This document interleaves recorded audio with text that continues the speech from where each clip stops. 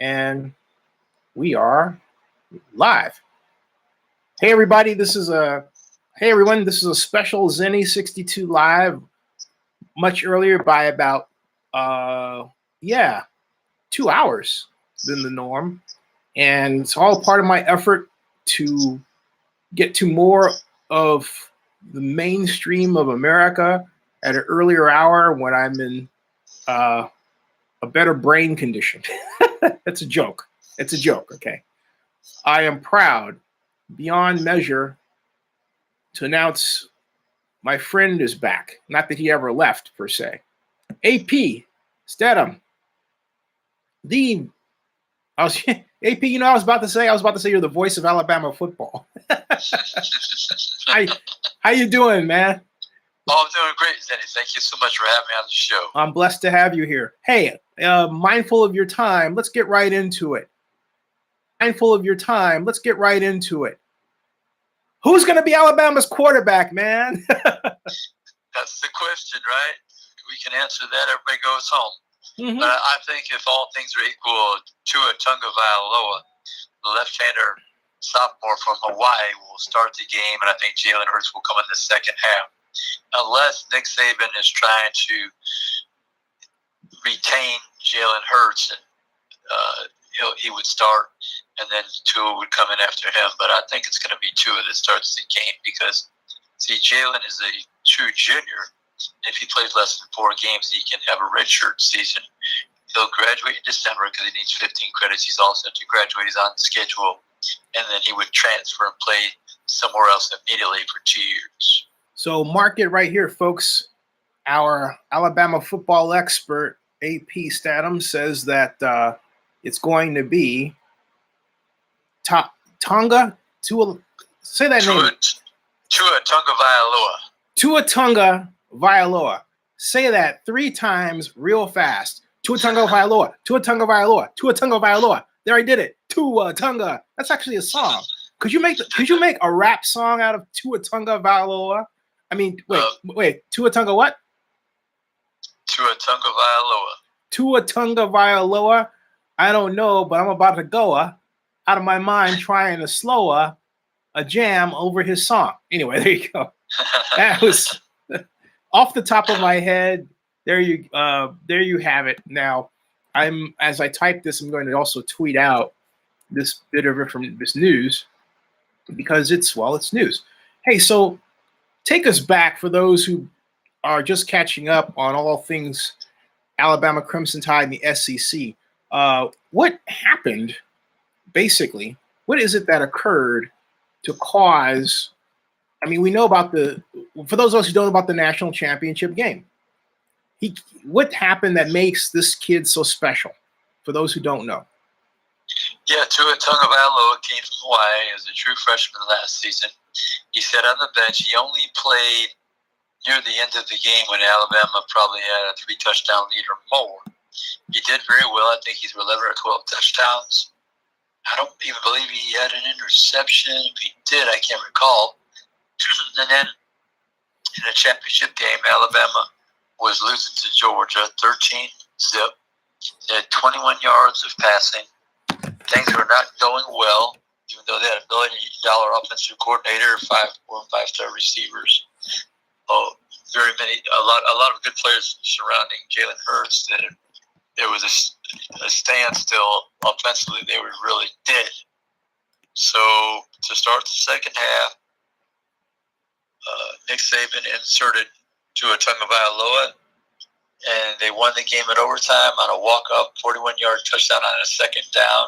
When he had lost, I think it was 16 yards on the prior play, and they won a national championship. Wow.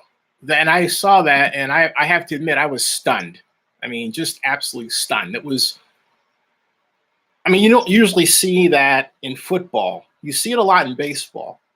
But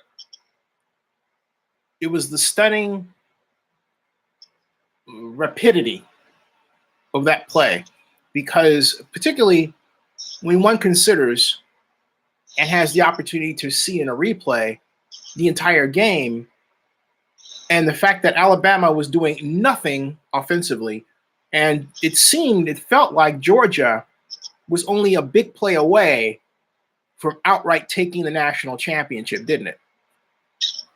I think nothing's being kind. They couldn't muster any type of passing game, and Georgia had all the momentum. And if not for that insertion, Georgia probably would have won the game. So now here we are. We're talking about what happened after that was Alabama became the national champions, and now it's the 2018 season. And Alabama comes out and tell us about who Alabama plays. Yeah, Alabama will play Louisville from the Atlantic Coast Conference, coached by Bobby Petrino, who coached Arkansas in the Southeastern Conference, was an assistant at Auburn as well. And that will be at a neutral site location in Orlando. It's Camping World Stadium, I believe it's called, right? Yeah, that's right. That's right. And you're going to be there, right? Absolutely, I'll be there for the ball game. Wow. So give us an idea of how do you have a ritual that you use to get ready for Alabama games? Are you suspicious, in that you do this or that to prepare? No, I don't have any rituals that involve superstitions. I have rituals that involve gathering information and time-wise being there to give myself an opportunity to set up my computer, check the board to see who will be attending the game, the media board, which has a seating location. And I like to just relax before the game, so I'm all situated. And what's it? I mean, this is a neutral site. You've never been there before, right? I've been to that stadium. Alabama played Michigan State in the Citrus Bowl. I think the score was 49-7. Oh, boy. So, in other words, basically, it's going to be the scene for a blowout. Is that it? Well, they're favored by 25 points. Somebody asked me the other day to predict the score. I said 35-14. 35-14. So, at what point does Alabama score the 35 in its entirety? The first half or the second half? No, they'll score the 35 by the end of the game. Through the fourth quarter. I mean, they won't score 35 in the first quarter, 35 at halftime. I think it'll take at least till the end of the third quarter, maybe into the fourth. Now, within that, let me ask you a sacrilegious question. Is it at all possible that Alabama could be upset?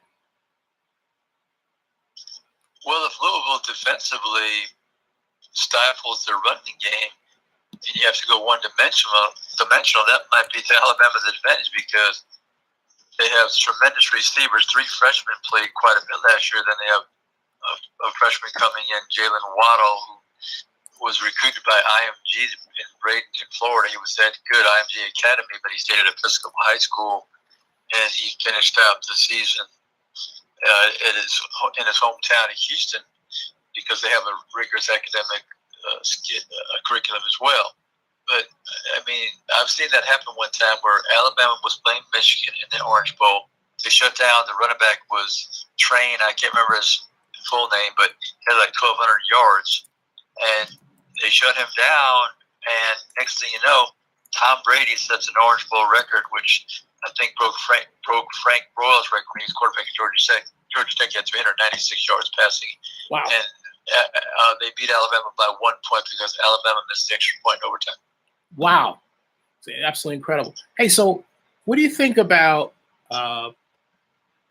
this idea that Alabama is going to go into this season somewhat complacent, believing all the hype about themselves in spite of what Coach Saban does, and maybe, just maybe, they come out flat the first 2 games? You buy into that? I don't buy that they're going to come out flat on Saturday, not at all. And then they play Arkansas State the second game and be the first home game, so I think they'll be fired up once again. So other than the quarterback situation, who do you look for to be the stars at Alabama this year? Well, Damian Harris was a top-notch running back from Kentucky, and he's rushed for 1,000 yards the past 2 seasons. if he has 1,000 yards this season, he would be the first one in Alabama history to have 3 consecutive years of 1,000 yards. But the best running back on the team is Najee Harris from Antioch, California, which is just about 60 miles east of Oakland, I believe. Yeah. So actually, Antioch is yes, east north. It's more north than east, but yeah, I've been to Antioch, so yeah, many times. It's actually, you can get to Antioch if you take the BART train. It's called It used to be called Pittsburgh Bay Point. The BART lines. If you ever go to the Bay Area, folks, you want to take BART. The names of the lines are named for the in lines. So, for example, if you want to go San Francisco to Oakland, you get on the Warm Springs train or the Richmond train or the Antioch train. The Antioch train will take you out to where AP is talking about. So there's a little trivia for you for those who may be visiting the Bay Area at any point in your life. Yeah, I mean, there'll be some of the stars on offense, and those 3 sophomore receivers, I believe, will fare well. On the offensive line, Jonah Williams was a freshman All-American at right tackle, became an All-American at left tackle last season, and so they have some pretty good linemen. You know, defensively, Raekwon Davis, 6'7", about 300 pounds plus. He's not only tall, he can deflect the passes, obstruct the vision of the quarterback. He can chase the quarterback down. Is he a defensive end or tackle? Well, he plays on the outside, but he can't play inside as well. He's very versatile. And give us his measures again, please. 6'7", 300, 310 pounds. We're talking bona fide NFL draft. Wait, what's class? Yeah, he's going to be a junior, I believe, true junior. So I think this will be his last year at Alabama. Yeah, then you have Isaiah Buggs, 6'5", about 300. He was a very highly recruited junior college player from Gulf Coast, I believe, in Mississippi. He had a pretty good year his first time at starting for Alabama, and I think he's going to be much better. So those are 2 excellent defensive linemen. Then you have Mac Wilson, terrific middle linebacker. He has some speed too, and he makes an interception. He can run it back. He's that fast. He's pretty active. Then you have Dylan Moses, who people knew about since he was in the 8th grade. He's from Louisiana. Ended up going to IMG Academy in Bradenton, Florida. He had a nice season. He got hurt a little bit at the end, but he's going to be an impact player. He can rush the passer, even though he plays on the inside. You know, you put him on the edge. Defensive backfield, just have one person that has any starts. Deontay Thompson, who did fairly well when he was inserted into the lineup for a few games. Hey, so talk to us about the 6'7" gentleman. His name again, please. Defensive line. Yeah, Raekwon Davis from Mississippi. Raekwon Davis from Mississippi. Now I got to ask you: did he go through a growth spurt, or was he 6'7" last year, or the year before? He was 6'7" when he arrived as a freshman. Sure was. He stopped growing? I'm trying to figure this out. Right. Yeah. No, he was 6'7" when he arrived. So he stopped growing when he arrived. I don't know. Because you're what 17, right? So maybe you come to college, you're maybe what 17 years old, 18. Yeah, and some people go through a growth spurt even beyond that. So I would guess that he stopped. 6'7". Any idea what his 40-yard dash time is? No, I do not. But I know that he has good football speed because I've seen him chase down some quarterbacks and other people. Well, this guy is a terror, sounds like. He certainly is. Is he projected? I haven't checked my NFL draft charts for 2019 yet. Is he a projected first rounder at this point? Well, you have to see if he's. I think he will be. I think the answer is yes, but I'm not sure. I mean, I think he'll probably come out. Oh, right. Because I thought at first you said this will be his last year, which means he's coming out. But then now you're saying you're not quite sure. Maybe he'll stay an extra year. Well, no, I think he will because unless he gets injured or something of that nature. But I think he's destined to play just 3 years at Alabama. This is his third season. So What about offensively? What's the offensive line look like for Alabama going into this season? It has a chance to be excellent because you had Alex Leatherwood, who was coached by Charlie Ward at Booker T. Washington High School in Pensacola. He was inserted into the lineup as the starter after Jonah Williams, the All-American left tackle, was injured in the championship game early in the second half, and he did just fine.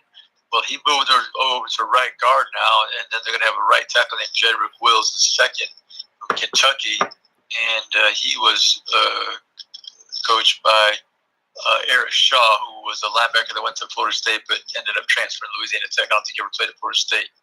But that's on the right side. Then you have Ross Pierce-Baker, who was a guard on Alabama's team, but now he's playing center. He tried to play center 2 years ago, but Bradley Bozeman was better equipped to play the position because every day in practice, Deron Payne was knocking Ross back into the quarterback. They couldn't conduct the practice. Wow. Hey, so if you've just joined us, welcome. I'm talking with my longtime friend AP Steadham about Alabama Crimson Tide football, the SEC, college football, the season, as much as I can squeeze in the remaining, 20 minutes or so. And we're talking offensive line, Alabama. And so now we'll move to the skill position. We'll talk beyond the quarterback, running back. What's Alabama look like in running back this year? Yeah, well, they have Damian Harris, who's an excellent player, going for his third season of 1,000 yards, which would be the first time ever in Alabama history. And then you have Najee Harris, who was the player of the year, regardless of position, when he came out of high school, Antioch High School. So you have those two. Push up Josh Jacobs, who's very good off the bench, can catch the football, runs the pass route. Then you have Brian Robinson, who's a true sophomore from right there in Tuscaloosa. He's excellent as well, 6'1", 220. So you have four running backs that can start anywhere. Wow. Hey, so how would you grade this running back class versus last year's running back class for Alabama and overall? Would you say that, not necessarily giving a letter grade, but maybe an evaluative grade, is this one of the best in Alabama history? Mediocre? How should we think about this group? Yeah, they've had some backfields with quite a few players, Trent Richardson and Mark Ingram at the same time, and Glenn Coffey and Mark Ingram at the same time, and then Trent Richardson and T.J. Yeldon at the same time, and then T.J. Yeldon and Eddie Lacy at the same time. And then they had Derrick Henry and Kenyon Drake at the same time. So they've had their years when they've been a pair that are really excellent running backs. But having four, that's a pretty stout lineup. Wow. So do you anticipate Saban changing up his running game? I mean, did he give a hint as to what he was going to do with respect to what we're talking about in spring ball? In other words, are we going to see maybe some sort of, three running back set, something like maybe, Pat Dye would run that, maybe is a way of taking advantage of a little trickery and talent and getting them all on the field at once? Yeah, there's a possibility that you might foresee, let's say, Jalen Hurts and Tua in the game at the same time. Maybe you start the game, you catch somebody off guard. One pitches the ball to the other, and next thing you know, they're throwing the ball down the field. Mm-hmm, mm-hmm.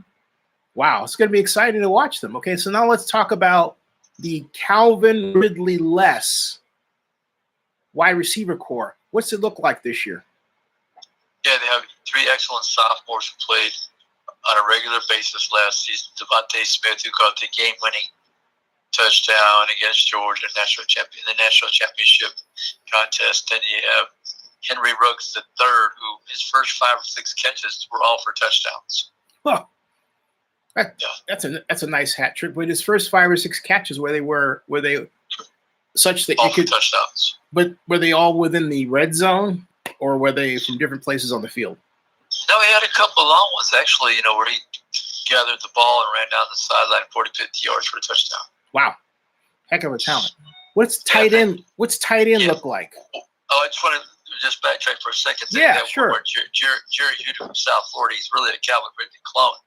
He could be the best of all three, but he didn't get the ball as much last season. But he was the MVP the 8-day spring game, not this year, but last season as an incoming freshman. Hey, so watch out for him.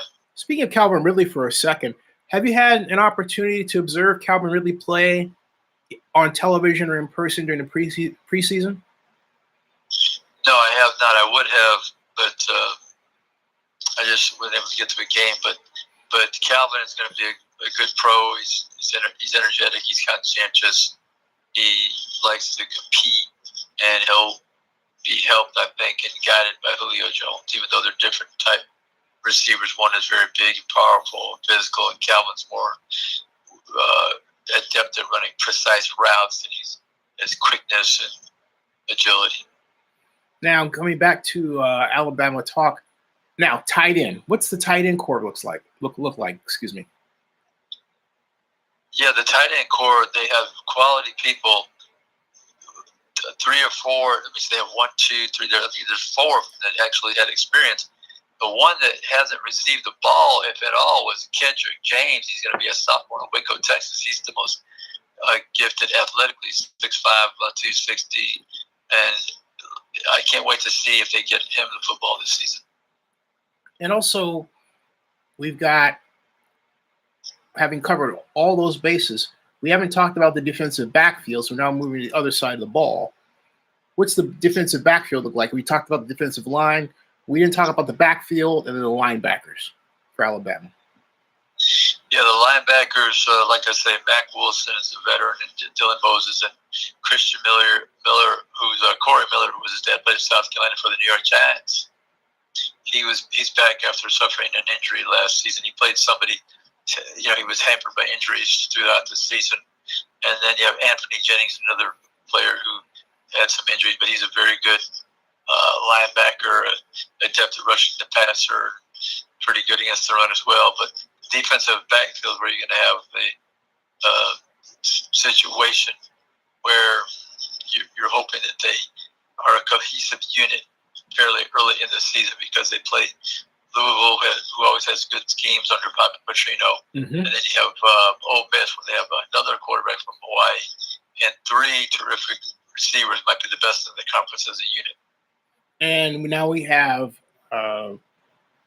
having talked about that, what about safety specifically? The safety, Deontay Thompson returns. He started, I think, 2 games. He's the only one in the backfield with significant experience. So he'll be a good player. Then they have other few candidates for the other position, the other safety position. Now, I asked you this question before we started, and I think I've got another, I'll say maybe 10 minutes with you. Is that cool? Very good. Cool. Will Auburn beat Washington, and if so, why? The Auburn-Washington game, from the Tigers' perspective, they have an excellent passing game, which is their strength, but Jarrett Steadham, the top quarterback in the conference, or at least number 2, and Ryan Davis is returning wide receiver, set a school record 84 receptions single season in the season, in 1 year, and a couple other capable players as well. And now Washington, I've heard they have on campus right now, which is incredible, possibly 10 players who will someday compete in the NFL. Just wow. Wait, say that one more time, please. 10 players might be competitive enough to be competing in the NFL. And which school? And which school? At University of Washington. Wow. What does that say? Is that more of a statement on how the Pac-12 has evolved, or is that more of a statement on how Washington has evolved, separate from the Pac-12? I think Washington has evolved separately from the rest of the Pac-12, because the Pac-12 now is really Stanford, Washington, and USC, I believe. Mm-hmm. You wouldn't even put Cal in there, right? Not yet. Dave Wilcox is shaping up to be a good coach, but last year was just his first year. But I digress. We're talking Alabama. Hey, and Auburn. Give us a quick rundown of who Auburn has at quarterback and what you're looking forward to with respect to the Auburn offense. Yeah, Auburn has Jarrett Steadham, who, like I said, is the best, or at least the second best quarterback in the conference. He's very athletic. He has a 36-inch vertical, runs about a 4.6, accurate passer. He was the tops in percentage completion in the conference Hey, last year. wait. Any relation to you? Yeah, I'm distantly related Whoa. to Jared. Distantly related to Jared. We got a chance to meet up his freshman year. First game he played for Baylor. He was out of Stephenville High School. He was born in Kentucky. He actually played ball with the running back from Alabama, Damian Harris. They're both from Kentucky. Well, what's that like to have a namesake that you're actually, in a sense, covering? Do you feel like you have to mention or say something good about him all the time? Does he look to see if you're saying something good about him? Right. No, he has plenty of talent. He doesn't need my help at all. He's going to make some good plays on his own. I just enjoy watching them. I enjoy being around him. I was at the Manning Passing Academy with him. I interviewed him after the Alabama-Auburn game where he destroyed the Tide that day. He was the best player on the field. He ran in for a touchdown about something was 16 yards out. Yeah. So he is now junior? He is technically a redshirt junior, I believe. Still has one more year if he wanted to stay around. NFL aspirations? Absolutely. I think he might see him leave early. Who do you think would be most likely to get him? Oh, at this point, I have no idea. Can you give us a kind of a maybe side hint as to where he would like to play? No, I really don't know. He's, like I said, raised in Texas, born in Kentucky. That makes him a Cowboys fan. Might be. I never have asked him that question. Really? Never have. Might have something there you can put in as a scoop feather in your cap or something. I'm just kidding. What about the receivers he has to throw to? What does that core look like for Auburn? Yeah. Like I say, Ryan Davis, he set the single season school record with 84. Right. He's got a couple other receivers that are very good as well. And they gave Alabama fits last year. Sure did. So he'll be fine in that department. I think it's going to be a running back by committee. Cam Martin probably make the start, receive the load of the carries, but that's not one of their strong fortes. But Auburn always has an offense where they execute by having a lot of blockers in front of the runner. They pull people. If they're going right, they pull somebody from the left. If they're going to the left, they pull somebody from the right.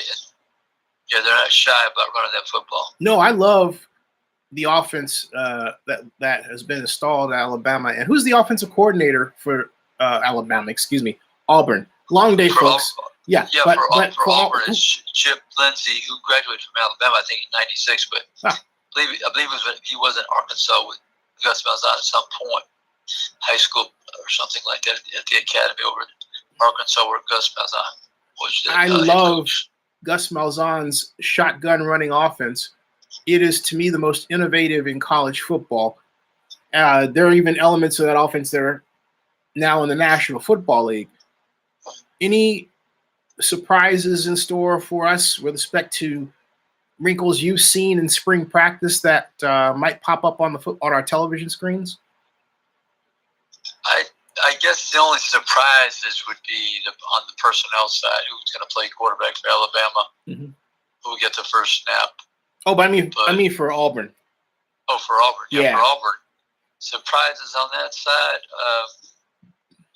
Schematically. Their offensive line has to replace a few starters. And because last season, Jared was running around that Clemson game, I think they sacked him 10 times or so.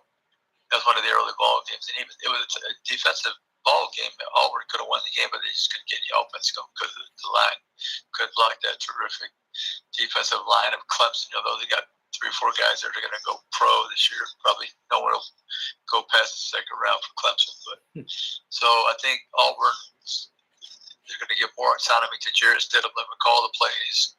And I think he's poised to have a really good season. Well, AP, I know you got to go, but thank you so much for appearing on this program. And we got to have you back, man. Okay, then thank you for having me on the show, and I really appreciate it. Hey, I appreciate you being here. You got it, man. I'll talk to you later.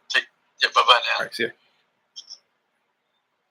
So that was my friend AP Steadham, and you heard it that he has said that Tua Tagovailoa is going to be the quarterback he believes that will open up for the Alabama Crimson Tide. It is now 9:51. I am going to sign off of this. I will have another live stream tomorrow, but look, you guys, if you regularly know me, I'm nothing but candid, and I need to catch up on some sleep. So that's the bottom line, folks. I'll be back with. I'd like to start a little bit. Well, I'm going to start back to my ease on down to my normal time.